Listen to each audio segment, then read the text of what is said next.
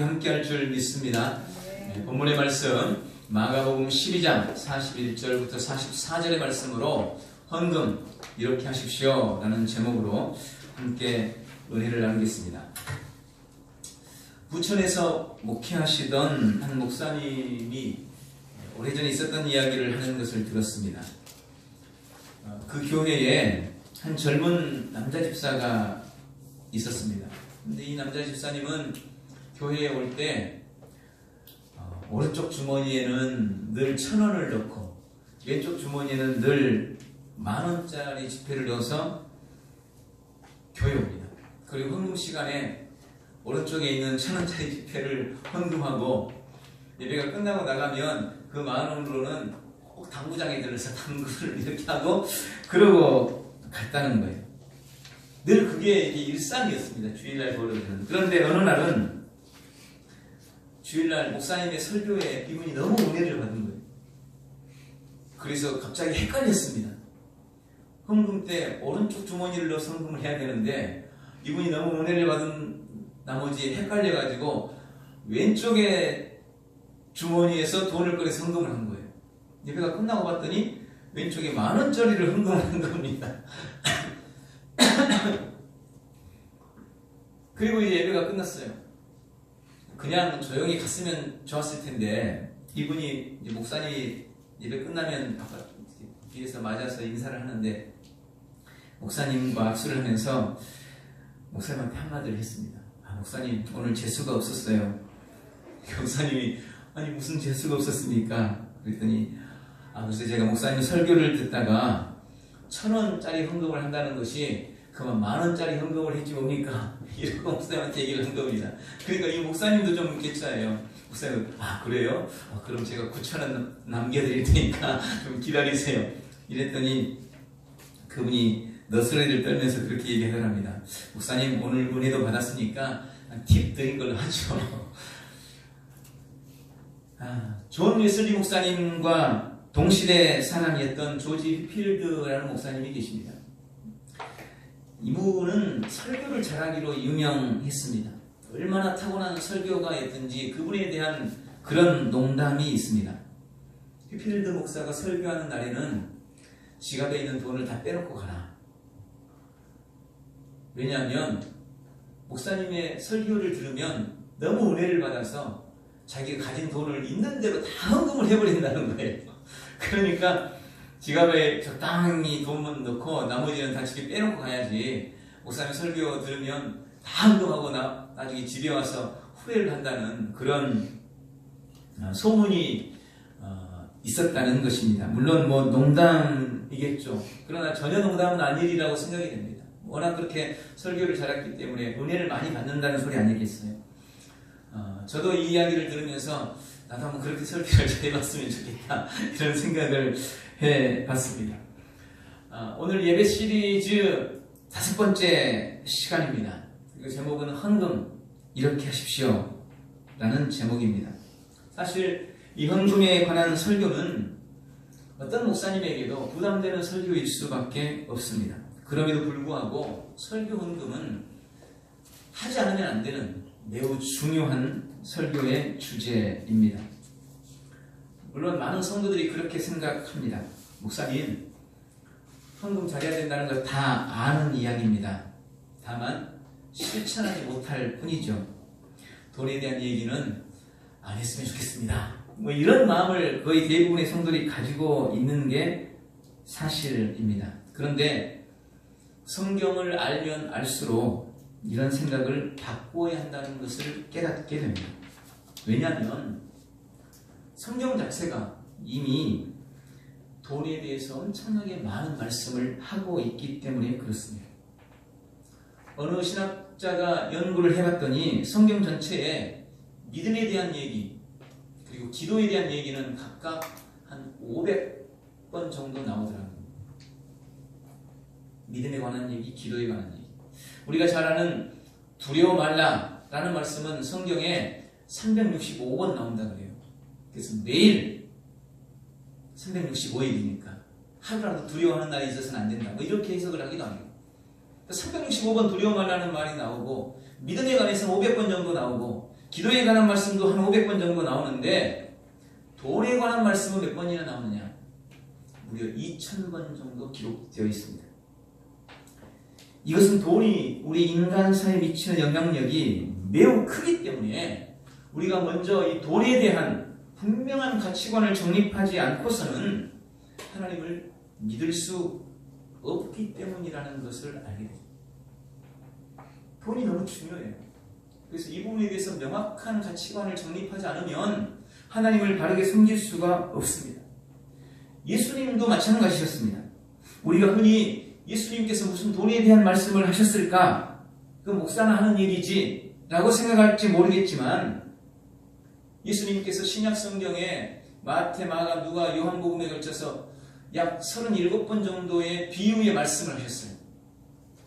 37번 비유 중에 그 중에 18번은 거의 절반이죠. 18번은 돈에 대한 비유였습니다. 예수님께서도 이 돈에 대한 말씀을 많이 하시는 거예요. 근데 그럴 수밖에 없죠. 왜냐하면 돈이 우리 인생에 미치는 영향력이 너무나 크기 때문에 돈에 대해서 우리가 바르게 아까 말씀드린 가치를 정립하지 않으면 올바른 신앙생활을 할 수가 없어요. 예수님도 이것을 너무나 잘 아시기 때문에 그런 말씀을 많이 하셨던 것입니다. 그래서 오늘 이 기독교적 물질관, 돈에 대한 가치관을 잘 정립하는 것이 매우 중요합니다. 물론 오늘 그 이야기를 다 드릴 수는 없습니다. 다만 예배의 중요한 요소 중 하나인 봉헌, 우리가 예물을 드리는, 물질을 주 앞에 드리는 봉헌 시간이 있습니다. 이 부분에 대해서 함께 은혜를 나누면서 물질에 관해, 특별히 우리가 주 앞에 드리는 헌금에 관해 바른 가치관을 정립하는 귀한 시간 되시기를 바랍니다. 우리 예배에 있어서 봉헌은 매우 중요합니다. 봉헌이 빠진 예배는 예배가 아니라고 해도 틀린 말이 아닙니다. 예배에 우리가 물질을 주 앞에 드리는 것, 이 봉헌은 하나님의 은혜에 대해서 너무나 감사해서 우리가 가진 가장 귀한 것을 주 앞에 드리는 것입니다. 여기에는 돈만을 의미하는 게 아니죠. 우리가 이 시간에 주 앞에 투자하고 있는 시간, 우리의 몸, 우리의 건강, 우리가 가진 재능, 그렇죠? 어떤 분들은 피아노, 누구는 드럼도 치고 여러 가지 모양으로 재능들을 가지고 해요. 뭐 좀 큰 교회 방송실에서 차량, 여러 가지로 자기에게 주어진 모든 것들을 가지고 하나님 앞에 올려드리는 것, 이게 바로 봉헌 시간의 의미입니다. 돈만 드리는 시간이 아니라는 거예요. 우리가 개념 자체를 조금 바르게 할 필요가 있습니다. 특별히 하나님은 온 우주 만물을 창조하신 창조주십니다. 그리고 지금도 그 모든 것을 주관하고 다스리고 계시는 그 모든 것의 주관자이십니다. 주인이십니다. 금도 내 것이요 은도 내 것이니라. 주님이 그렇게 말씀하시잖아요. 성경에. 모든 것의 주인은 다 주님이 있어요. 그렇다면 우리가 주님 앞에 드리는 물질, 또 우리가 주 앞에 드리는 여러 가지 헌신들, 사실은 하나님이 보실 때 우리가 드리는 그 모든 것들이 주 앞에 얼마나 큰 영향을 미칠까를 생각해 보면 별 의미가 없어요. 1억에 100원은 별 의미가 없어 보이잖아요. 1억에 100원은 별 의미가 없어요. 온 우주 만물 천지의 주인이신 주님 앞에 우리가 드리는 11조, 우리가 드리는 헌신들 별 의미 없을 수도 있어요. 그러나 우리가 주님 앞에 물질을 드리는 것은 내 삶에 허락하신 모든 것이 다 주님의 것입니다. 내가 지금 쓰고 누리고 내가 얻고 내가 이 땅을 살면서 유용하게 사용하는 그 모든 것들이 다 주님께로부터 온 것입니다. 나에게 이런 것 주셔서 감사합니다. 생명 주셔서 감사합니다. 건강 주셔서 감사합니다. 물질 주셔서 감사합니다. 시간 주셔서 감사합니다. 그 감사를 주님 표현하는 우리의 신앙의 고백인 것입니다. 그것이 바로 봉헌입니다. 그러므로 우리가 드리는 헌금 역시, 돈 역시, 물질 역시 그런 고백으로 드려져야 하는 것입니다. 그럼 좀 더 구체적으로 우리는 어떻게 하나님 앞에 헌금을 드려야 될까요? 오늘 본문과 또 성경의 몇 가지 말씀들을 통해서 그 부분에 대해서 우리가 확증하고 살펴보는 귀한 시간 되기를 바랍니다. 오늘 주님은 이 말씀을 통해서 우리에게 이렇게 헌금하라 라고 말씀하세요. 첫 번째, 우리는 미리 준비하여 정성을 다해 하나님 앞에 드려야 합니다. 헌금을 하다 보면 그때그때 감정의 영향을 참 많이 받는다는 생각이 듭니다. 앞에 우스갯소리로 한 얘기지만 그 집사님이 너무 은혜를 받은 나머지 1,000원이야 될 헌금을 10,000원을 드리고 나중에 후회한 것처럼 우리도 어떤 감정에 따라서 헌금을 더하기도 하고 덜하기도 하죠. 물론 그것 자체가 크게 잘못됐다라고 말씀을 드릴 수는 없을 것입니다. 그러나 그럼에도 불구하고 헌금은 주님 앞에 드리는 거래가 아닙니다. 내가 오늘 설교의 은혜를 많이 받았으니까 더 드리고, 오늘 목사님이 juk 썼으니까 좀 덜 드리고, 이런 마음을 가지고 헌금을 하면 이미 크게 잘못하고 있는 겁니다. 그래서 저희 교회는 헌금 시간을 설교 끝나고 안 하고 설교 전에 미리 드려요. 왜냐하면 미리 준비해서 내가 작정한 헌금은 마음으로 그렇게 주님 앞에 봉헌할 수 있도록, 오늘 주님이 나에게 어떤 은혜를 주셨는가에 상관없이 주님은 이미 나의 생명의 능력이시고 나의 구원자시고 내 모든 삶의 주인이시고 내 물질의 주인이시기 때문에 그것을 고백하는 우리 신앙의 고백을 담아 미리 준비해서 주 앞에 드리는 것, 이것이 사실은 우리가 봉헌하는 아주 중요한 의미입니다. 오늘 은혜 받았으니까 좀 더 드리고, 아니요, 물론 내가 은혜를 받았으니까 더 드리고 싶은 마음이 있을 수 있어요.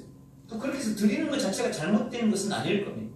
그런데 자칫 그런 식으로 헌금을 드리다 보면 자꾸 하나님과 딜을 하게 돼요. 거래를 하게 돼요. 그럼 목회자에게도 그건 잘못된 것이고 성도들에게도 그건 잘못된 인식을 주는 것이라고 저는 믿습니다. 그래서 준비된 헌금을 하나님께 드리는 게 중요하죠. 예전에는 천막교회가 많았어요. 개척할 때 천막에서 개척하시는 분들이 참 많이 계셨습니다. 어떤 목사님도 천막에서 개척을 했는데 그때는 통금 시간이 있고 이랬을 때였대요. 한 사람이 술이 고주망태가 돼가지고 교회로 들어왔어요. 밤에 천막교회 통금 시간이 돼가지고 돌아갈 수가 없으니까 만만하게 교회로 들어온 겁니다. 그래서 목사님이 새벽 예배를 드리려고 가봤더니 고주망태가 돼가지고 새벽에 강대상에서 이분이 술이 취해가지고 잠이 취해서 자고 있더랍니다. 깨워가지고 이제 새벽 예배를 드리고 또 상담을 하고 그래서 보냈어요. 이분이 그 교회 첫 번째 성도가 된 겁니다. 다음 주일날 이분이 자기 아내랑 둘이 예배를 드리려고 왔어요. 그리고 헌금을 드렸는데 헌금에 그렇게 써져 있더랍니다. 하나님 팁을 드립니다 라고 써져 있더랍니다. 그때는 잘 모르니까 순진하니까 그럴 수 있어요. 그러나 하나님은 우리의 팁을 받으시는 분이 아니십니다. 팁 드리는 마음으로 하나님 앞에 드리면 안 돼요. 가끔 연세 드신 분들은 교회에 와가지고 헌금을 하면서 그렇게 말씀하세요. 그래도 밥을 얻어먹고 가는데 밥값이라도 드려야 되는데 하면서 이렇게 드리더라고요. 물론 그 마음은 하나님이 아마 받으셨을 겁니다. 그러나 그렇게 물질을 하나님 앞에 헌금하는 것은 아닙니다. 그건 온전한 봉헌의 태도가 아닙니다. 미리 준비하셔서 주 앞에 드리시기를 바랍니다. 또한 우리는 정성을 다해 하나님께 봉헌해야 합니다. 본문의 말씀은 예수님께서 어떤 과부의 헌금하는 태도를 칭찬하신 내용입니다.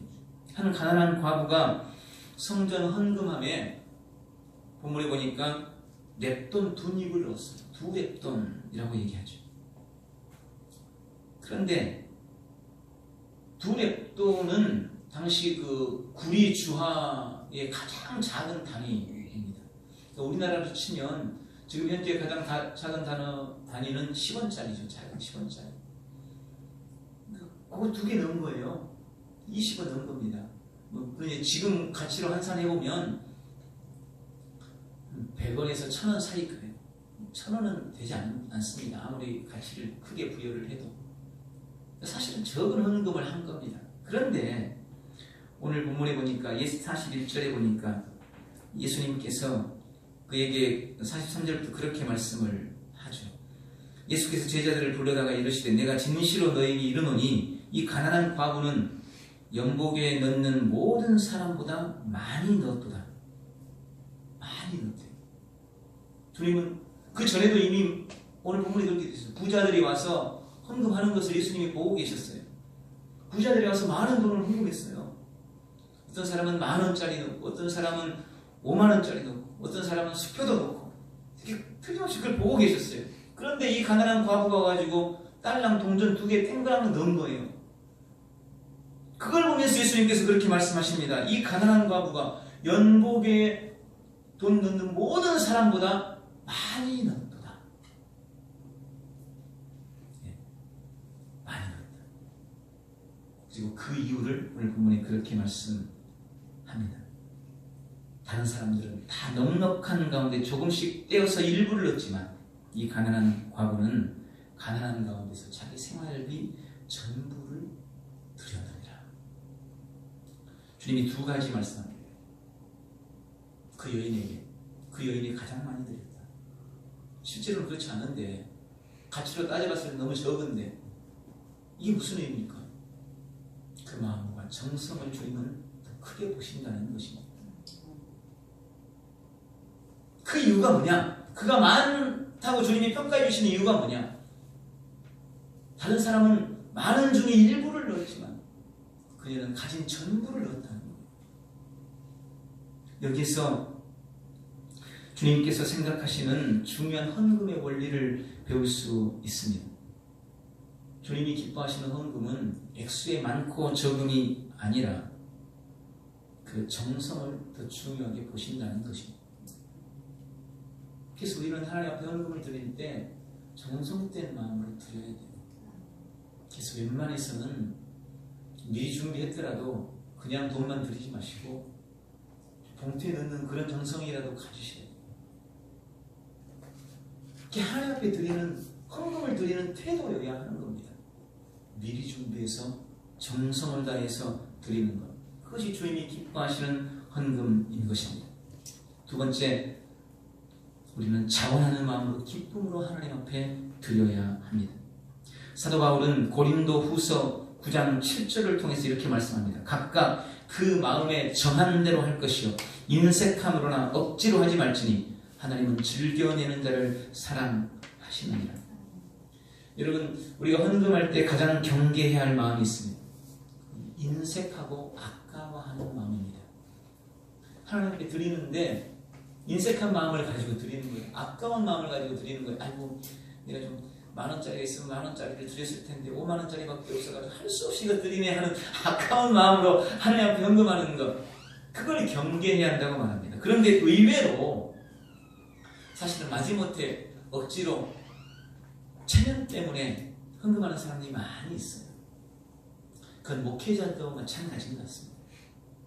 저도 이렇게 다른 교회에 가서 예배를 드리거나 세미나 같은 데 가서 또 예배할 일이 있을 때 헌금을 드릴 때 보면 뭐 가진 건 별로 없는데 헌금하면 이렇게 돌고 있잖아요.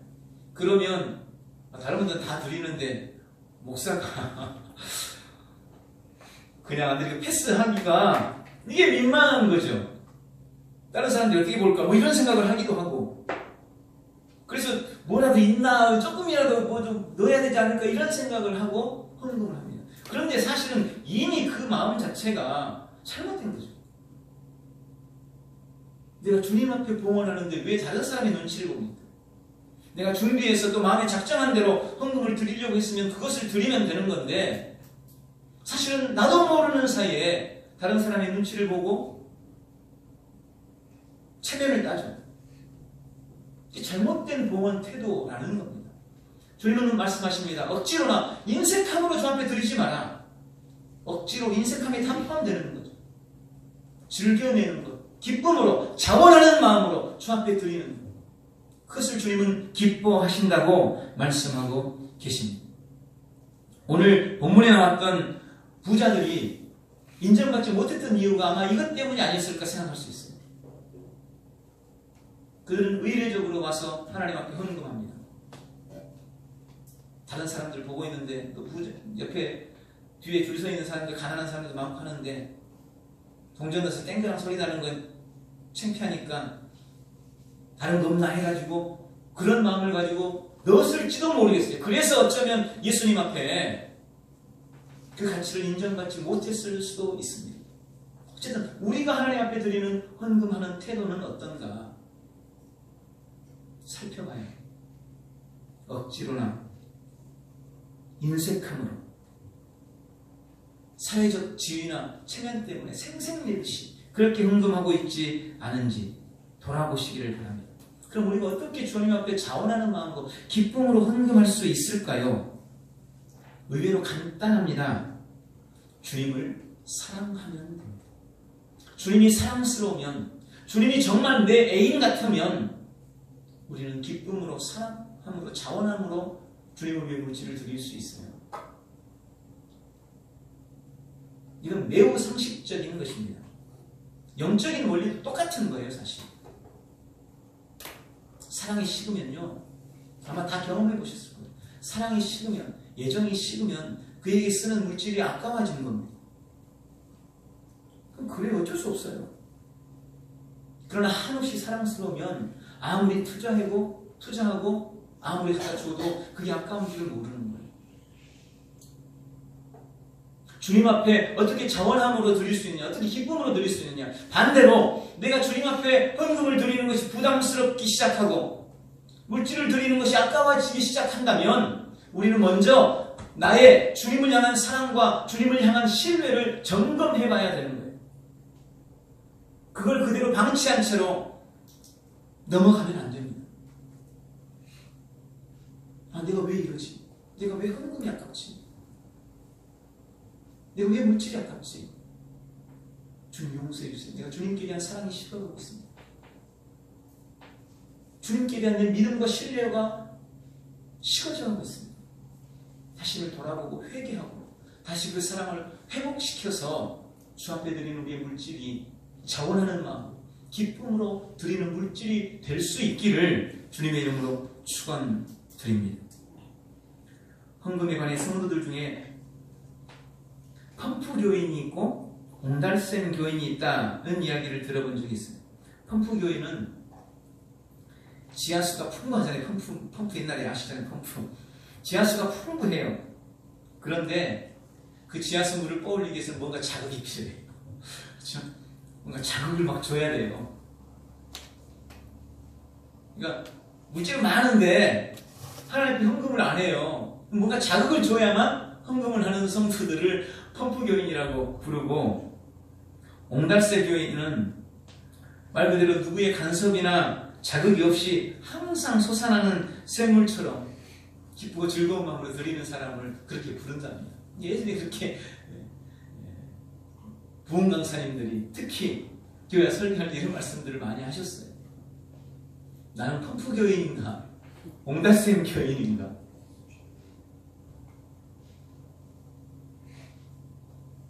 자원하는 마음으로 기쁨으로 주 앞에 드리시기를 주님의 이름으로 축원을 드립니다. 마지막으로 우리는 주 앞에 헌금할 때 천국의 보물을 쌓는다는 믿음으로 드리시기를 바랍니다.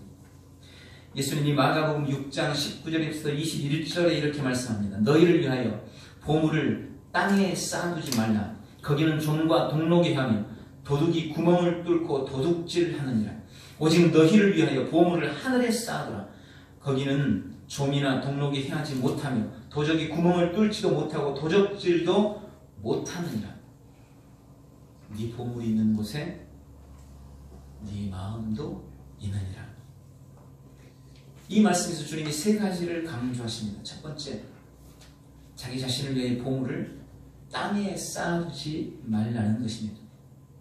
왜냐하면 땅에 보물을 쌓아두면 좀이 와서 쓸고 녹이 쓸어서 망가지고 동록은 녹을 말합니다. 또 도둑들이 뚫고 들어와서 훔쳐가기 때문이라는 것입니다.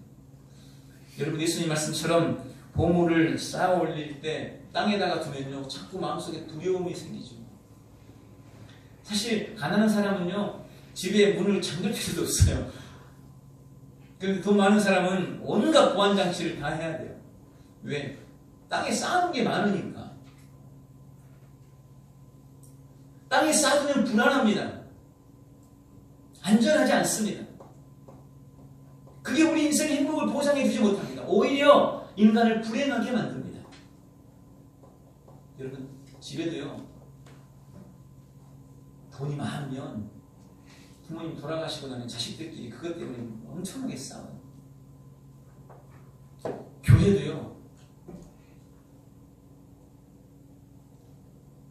헌금이 들어와서 그것을 바로바로 주의 일을 위해서 써버려야지. 이걸 자꾸 쌓아두고 돈이 많아지면 도둑들이 끌어요.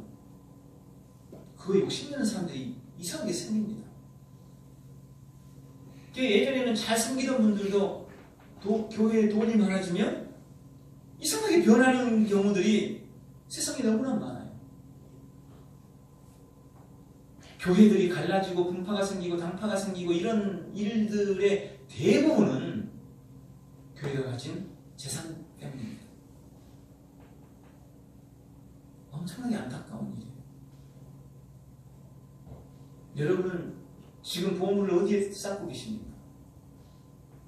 많은 사람들이 너무나 이 땅에다가 많은 보물을 쌓으면서 삶을 살아갑니다.